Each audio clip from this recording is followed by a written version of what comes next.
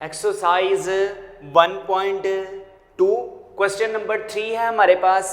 वो क्या कह रहे हैं, विदाउट फाइंडिंग द इनवर्स, कि हमने इनवर्स फाइंड नहीं करना। अब देखें फंक्शन क्या था, फंक्शन का इनवर्स क्या था जो हमने भी पीछे डिस्कस किया था। अगर आपके पास एक फंक्शन है for example F of x, ये हमारे पास एक फंक्शन था, ये सारा फंक्शन हम किसके इक्वल करते थे, वाई के, ठीक है। इसके बाद इसी फंक्शन का अगर हमने इनवर्स फाइंड करना होता था तो हम क्या करते थे, यहाँ पे पॉजिटिव है, जब इक्वलिटी के इधर आता तो ये इनवर्स में हो जाता था, तो यहाँ पे आ जाता था y is equal to x, ठीक है। हम इसी तरह फाइंड करते थे ना, एक आपके पास फंक्शन होता था, फंक्शन के बाद उसी का इनवर्स फाइंड करते थे, ठीक है। यहाँ पे वो क्या कह रहे हैं, विदाउट फाइंडिंग द इनवर्स, यहाँ पे हमारी जान ये छुट्टी कि हमने क्या नहीं फाइंड करना, अब इनवर्स फाइंड अब नहीं करना, ठीक है। State the domain and range of inverse function, सिर्फ हमने क्या बतानी है, डोमेन बतानी है, रेंज बतानी है, किसकी फंक्शन की, इनवर्स के फंक्शन की।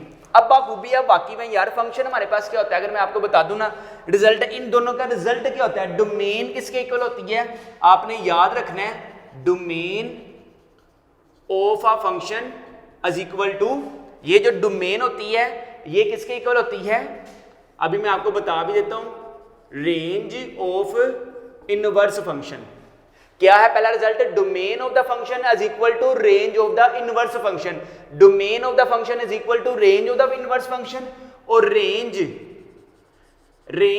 Of a function is equal to domain of a inverse function, ठीक है। ये दो रिजल्ट आपने भूलने नहीं है। अब ये दोनों रिजल्ट हमारे पास आए कैसे, उसको समझना है आपने। Domain of the function is equal to, मैं क्या कह रहा हूं, range of the inverse function, range of the function is equal to domain of the inverse function. For example मैं कहता हूं कि अगर आपके पास एक सेट ए है, ठीक है, इसके जो एलिमेंट है वो है आपके पास x1, इसी तरह हम कह देते हैं ये है y, x2, और इसी तरह आपके पास है x3। ये सेट ए के 3 एलिमेंट है, ठीक है।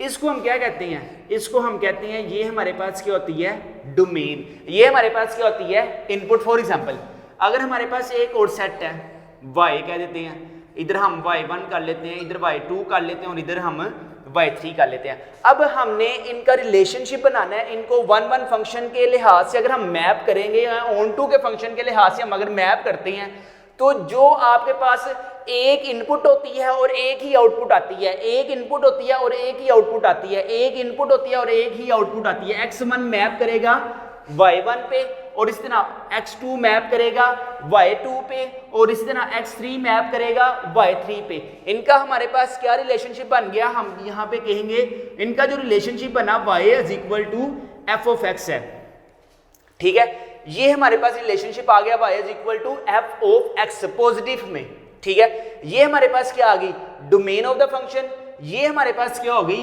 ये है जी हमारे पास रेंज ऑफ अ फंक्शन, ठीक है। बात समझ में आई, ये आ गई डोमेन ऑफ द फंक्शन, ये आ गई रेंज ऑफ द फंक्शन। अब हमने देखना इनवर्स के केस में इसकी क्या सूरत हाल आती है। इनवर्स के केस में देखें, बड़े ध्यान से आपने समझना है कि जो आपके पास इनवर्स का केस है वो हमारे पास कुछ इस तरह से मूव करता है, y से x की तरफ मूव करता है, y से x की तरफ मूव करता है, y से x की तरफ मूव करता है, ठीक है। यहाँ पे क्या है, f ऑफ x, यहाँ पे क्या हो जाएगा, f इनवर्स ऑफ y, ठीक है। यहाँ पर जब हम इनवर्स की तरफ जा रहे हैं, जब हम इनवर्स की तरफ जा रहे हैं, जब हम इनवर्स की तरफ मूव कर रहे हैं, जब हम इनवर्स की तरफ मूव कर रहे हैं, तो जो ये y था वो y हमारे पास क्या हो जाएगा, domain of a inverse function, ठीक है। और जब हमारे पास x की तरफ देखा, x फिर हमारे पास क्या हो जाएगा, x फिर हमारे पास हो जाएगा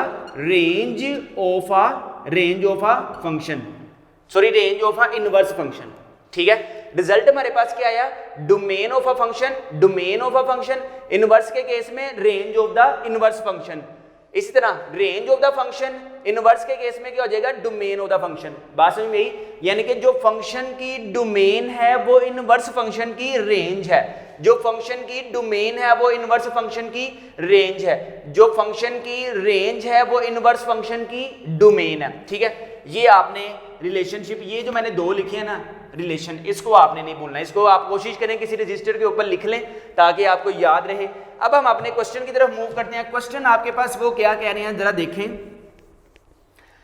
क्वेश्चन में हमने क्या बताना है, एक तो पहली बात अच्छी बहुत ही गुड न्यूज ये है कि हमने ना तो क्या फाइंड नहीं करना, इनवर्स भी फाइंड नहीं करना, सिर्फ हमने डोमेन बतानी है और रेंज बतानी है। डोमेन हम किसी भी फंक्शन के लिए ऐसी पुट करते हैं कि जो हमारे पास आंसर हो वो इन रियल नंबर्स के बिटवीन ही आना चाहिए, ना तो वो कॉम्प्लेक्स नंबर होना चाहिए और ना ही 1/0 वाली फॉर्म होनी चाहिए। क्वेश्चन नंबर 1 आपके पास क्या है देखिए जरा, f of x is equal to square root x plus 2। 1.1 का क्वेश्चन नंबर 4 अगर आपने ना किया डिटेल में कोशिश करेंगे वो कर लें ताकि आपको ये क्वेश्चन जरा इजी लगेंगे। हमने क्या करना होता है कि हमने कॉम्प्लेक्स नंबर नहीं होने देना, हमने ऐसी डोमेन पुट करनी है कि हमारे पास जो फंक्शन है वो रियल नंबर ही आंसर आए उसका। ठीक है, अब देखें, अब फॉर एग्जांपल मुझे इसकी डोमेन बतानी है। अब इसकी डोमेन क्या होगी, मैं कहता हूं अगर फॉर एग्जांपल ये आपके पास स्क्वायर रूट x प्लस 2 है, ठीक है, x प्लस 2 है, x की आपके पास वैल्यू क्या हो, फॉर एग्जांपल मैं कहता हूं -2 अगर आती है, यहां पे अगर आप -2 पुट करते हैं तो क्या होगा, यहां पे अगर आप -2 पुट करते हैं तो क्या होगा, यहां पर अगर आप -2 पुट करते हैं तो क्या होगा, ठीक है, यहां पे -2 प्लस 2 इधर क्या हो जाएगा 0 और स्क्वायर रूट 0 आंसर इज 0। 0 हमारे पास बिलोंग किसके साथ कर रहा है, रियल नंबर के साथ बिलोंग कर रहा है। फॉर एग्जांपल अब इस जगह पे हमने क्या पुट किया था -2, अब मैं कहता हूं अगर हम इधर -3 पुट करते हैं फॉर एग्जांपल तो क्या होगा, तो इधर आ जाएगा -3 प्लस 2 आंसर क्या आ जाएगा -1 और इसका आंसर क्या होगा इन्फिनिटी, यानी कि आयोटा वाली फॉर्म आ जाएगी, कॉम्प्लेक्स नंबर आ जाएंगे। ठीक है, अब देखें -2 तो एलिजिबल है, -2 हम रख सकते हैं इसके डोमेन में, आंसर क्या आ रहा है 0, ठीक है, एक्सेप्ट है हमें। लेकिन जब हम बात कर रहे हैं -3 की, -3 वो अप्रोच कर रहा है किसको, फिर आयोटा वाली फॉर्म को, तो इसका मतलब क्या होगा, -3 इसकी डोमेन में नहीं आएगा। -2 से ऊपर जितने भी नंबर होंगे, फॉर एग्जांपल -1 ओके होगा, 0 ओके होगा, 1 ओके होगा, 2 ओके होगा, से लेकर पॉजिटिव जितने भी नंबर आएंगे -2 से अपर ऊपर की जानिब जितने भी नंबर होंगे वो सारे के सारे इस फंक्शन की डोमेन में आएंगे। ठीक है, हमारे पास फिर क्या हो जाएगा, डोमेन ऑफ अ फंक्शन, इस फंक्शन की जो डोमेन होगी उसमें हम क्या शामिल कर रहे हैं, तो इसको हम क्लोज इंटरवल से शामिल ओपन करेंगे, क्लोज इंटरवल से शो करते हैं। ब्रैकेट का मतलब क्या है, -2 शामिल होगा और पॉजिटिव इन्फिनिटी, ये हमारे पास क्या है, ये हमारे पास ओपन इंटरवल है, ये हमारे पास क्या है, क्लोज इंटरवल। क्लोज इंटरवल हम लिखते हैं ब्रैकेट में, क्लोज इंटरवल का मतलब होता है वो नंबर शामिल है, ओपन इंटरवल का मतलब है ये हम एज सेंसरी लेते हैं। ठीक है, इसको हम शामिल नहीं करते। ठीक है, अब देखें, अब इसकी रेंज क्या होगी, range of a function, range of a function क्या होगा, देखें -2 रख के, याद रखें जब भी आपके पास रेडिकल वाली फॉर्म आ जाए या लीनियर वाली फॉर्म आ जाए तो हमारे पास ऑल द पॉजिटिव इंटीजर्स आते हैं। -2 रख के हमारे पास क्या आ रहा है, 0 से पॉजिटिव इन्फिनिटी। ठीक है, याद रखना जब भी हम आपके पास रेडिकल वाली फॉर्म हो ना, रेडिकल वाली फॉर्म हो जाए, लीनियर वाली फॉर्म हो जाए, तो हमारे पास जो रेंज बनती है ना, रेंज ऑफ अ फंक्शन वो 0 से पॉजिटिव इन्फिनिटी बनती है। अब डोमेन ऑफ द फंक्शन किसके इक्वल है, domain of the function is equal to range of the inverse function. यहां पे आप देखें, अब इसी का उलट हमने फाइंड करना है, इनवर्स के केस बताना है ना हमने, इनवर्स का केस, तो इधर हमारे पास क्या आ जाएगा, range of the inverse, range of the inverse, इसी का इनवर्स यानी कि जो डोमेन है वो रेंज की, इनवर्स की रेंज है, तो इधर क्या आ जाएगा -2 और पॉजिटिव इन्फिनिटी, और जो फंक्शन की रेंज है वो इनवर्स की डोमेन है, वो हमारे पास क्या आ जाएगी, डोमेन ऑफ द इनवर्स क्या होगी, 0 और पॉजिटिव इन्फिनिटी। क्लियर, सेकंड वाले पार्ट की तरफ मूव करते हैं।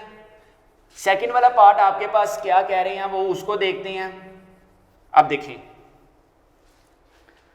ये दोनों रिजल्ट आपने याद रखने हैं, ठीक है, ये वाले। अब देखें सेकंड वाले पार्ट की तरफ हम मूव करते हैं। सेकंड वाले पार्ट में वो तुम्हें क्या कह रहे हैं, सबसे पहले देखें, यहां पे उन्होंने रिस्ट्रिक्शन लगा दिया, यहां पे उन्होंने रिस्ट्रिक्शन लगा दिया कि x इज इक्वल टू -3 नहीं होना चाहिए।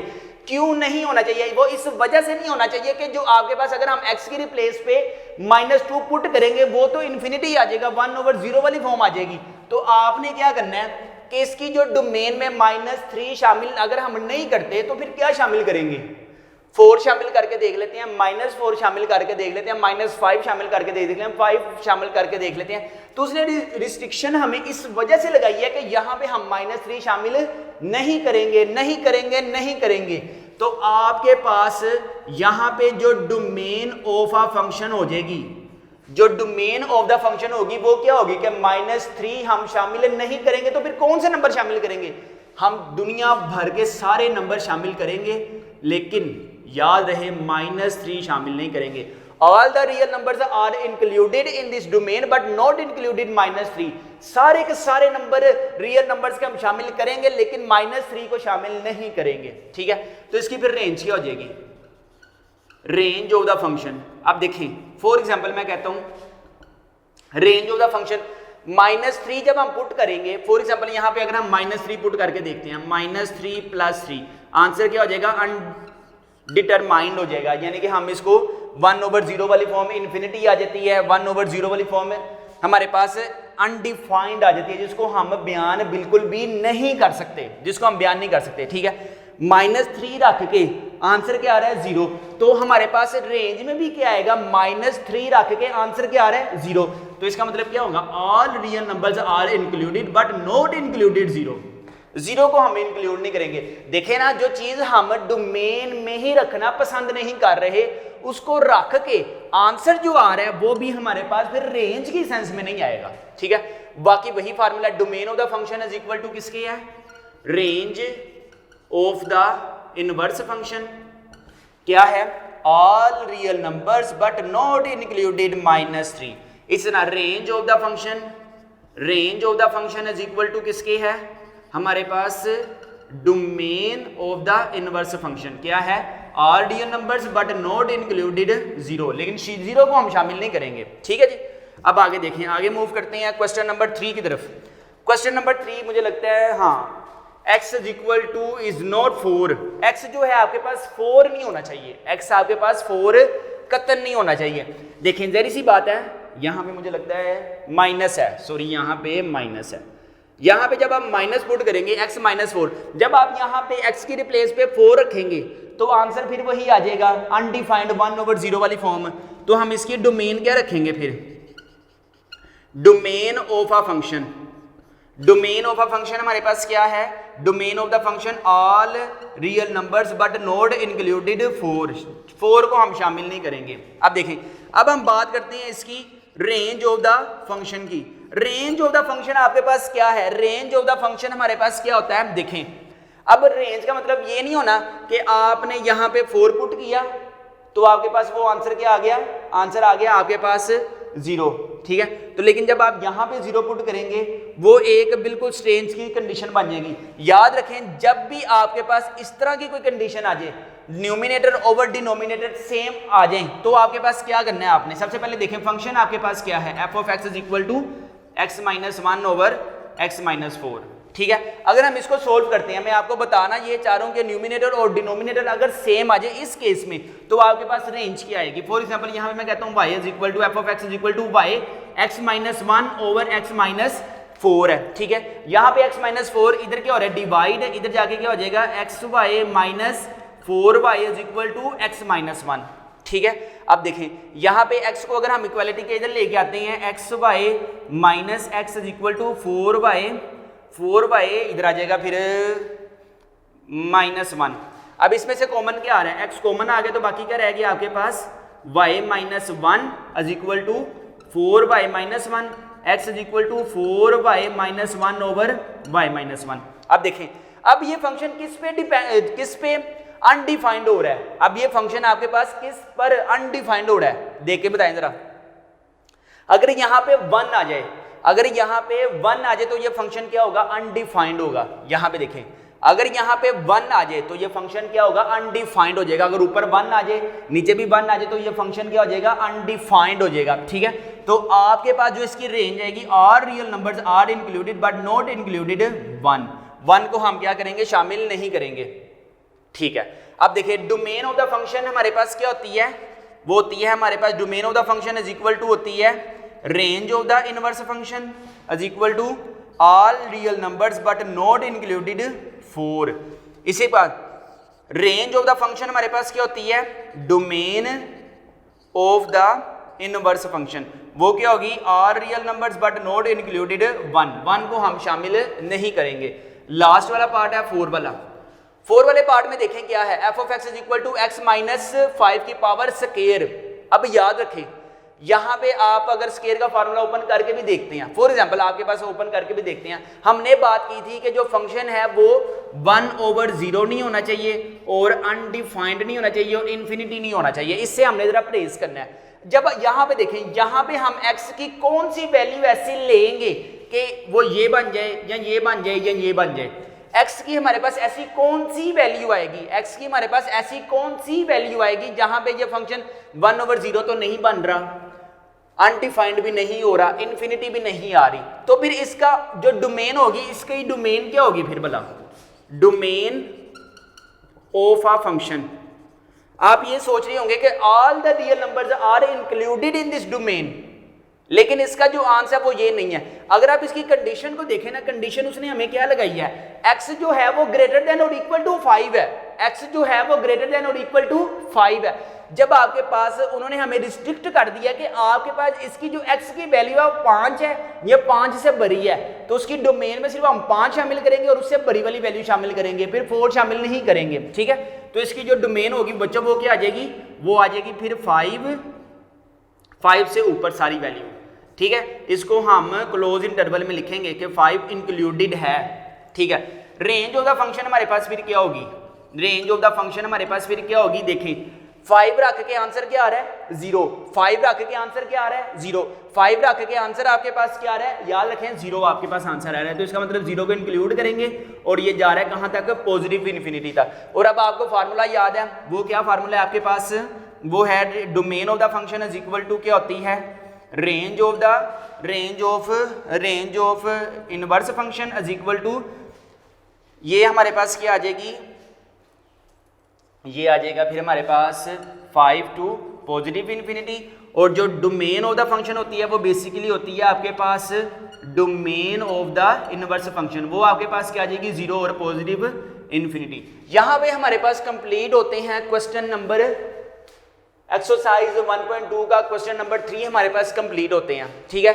अगर आपको ये वीडियो अच्छी लगी है तो लाजमी लाइक के बटन पे प्रेस करें और हमारे चैनल मैथ्स की दुनिया को लाजमी सब्सक्राइब करें ताकि आपको हमारे लेटेस्ट वीडियोस की अपडेट मिल सके। और यहाँ पे बड़ी ज़रूरी बात आपसे मैं करना ये चाह रहा हूँ कि आप में से जो स्टूडेंट्स बीएससी सॉफ्टवेयर इंजीनियरिंग में करना चाह रहे हैं, सेकेंड ईयर की बुक है आपके पास कंप्यूटर साइंस, जिसमें आपके पास 2 टॉपिक आएंगे, एक है आपके पास डेटाबेस की बुक है और एक आपके पास है सी लैंग्वेज की बुक है, ठीक है। याद रखें जरा, एक आपके पास डेटाबेस है और एक आपके पास सी लैंग्वेज है, एक आपके पास डेटाबेस है और एक आपके पास सी लैंग्वेज है। बहुत से स्टूडेंट सेकंड ईयर में बिल्कुल लापरवाही का मुजाहिरा करते हैं, ना तो सी लैंग्वेज करते हैं और ना ही डेटाबेस करते हैं, और आगे वो सॉफ्टवेयर इंजीनियरिंग की फील्ड में चले जाते हैं, ठीक है। उनकी बेसिक्स क्लियर नहीं होती, उनकी बेसिक्स जब क्लियर नहीं होंगी, अब देखें, अब एक बंदे का मैथ ही अच्छा नहीं है तो वो आगे एडवांस लेवल का मैथ कैसे कर सकता है, वो नहीं कर सकता।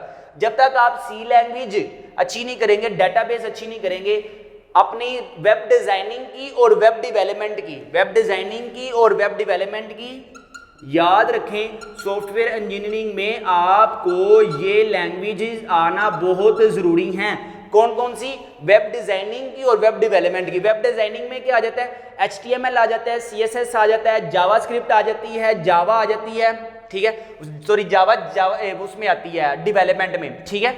याद रखें अगर आप एडवांस लेवल में वेब डिजाइनिंग करना चाहते हैं तो आपने 2 लैंग्वेजेस HTML CSS जावास्क्रिप्ट अच्छे तरीके से कर लें, ठीक है।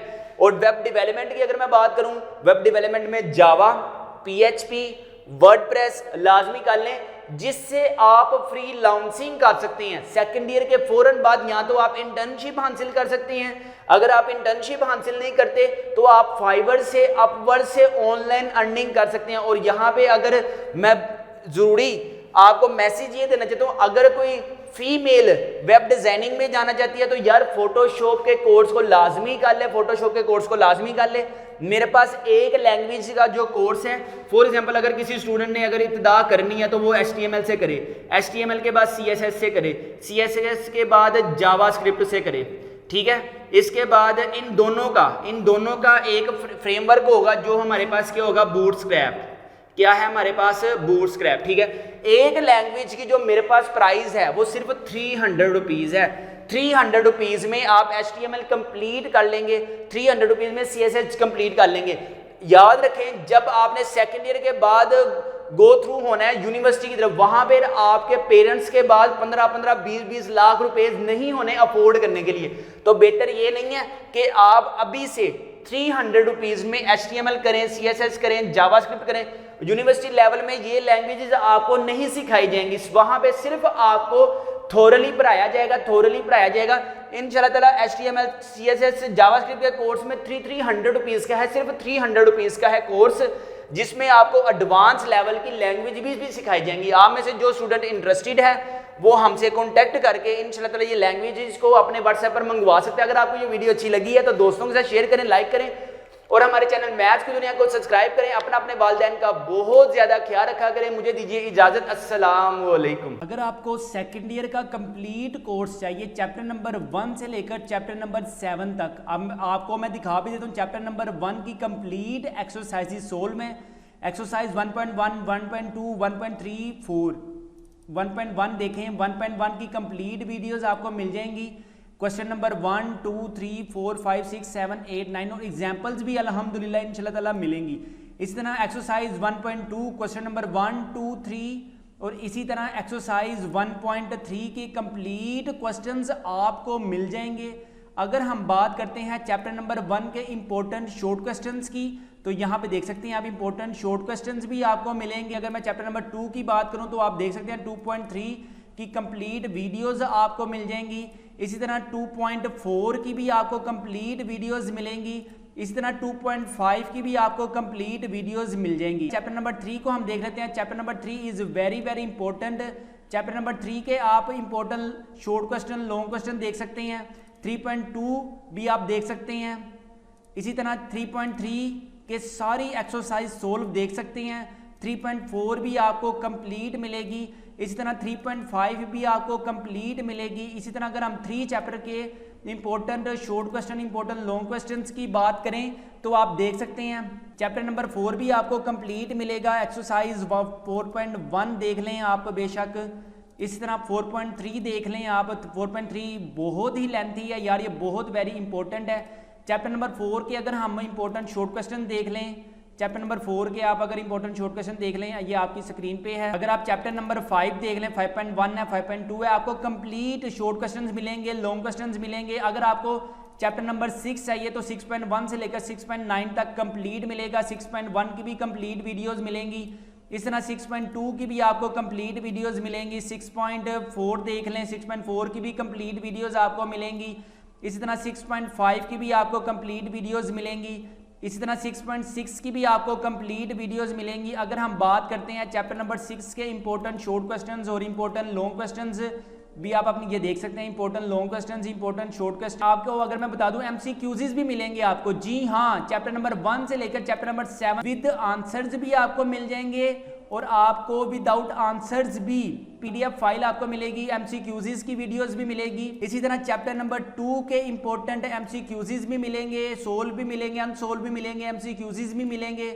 इसी तरह चैप्टर नंबर 3 भी मिलेगा आपको। कंप्लीट बुक मिलेगी चैप्टर नंबर 1 से लेकर चैप्टर नंबर 7 तक। यूट्यूब पर आपको मे भी सारी कंप्लीट वीडियोस ना मिलें, कुछ प्राइवेट्स होती हैं, कुछ प्राइवेट्स नहीं होती।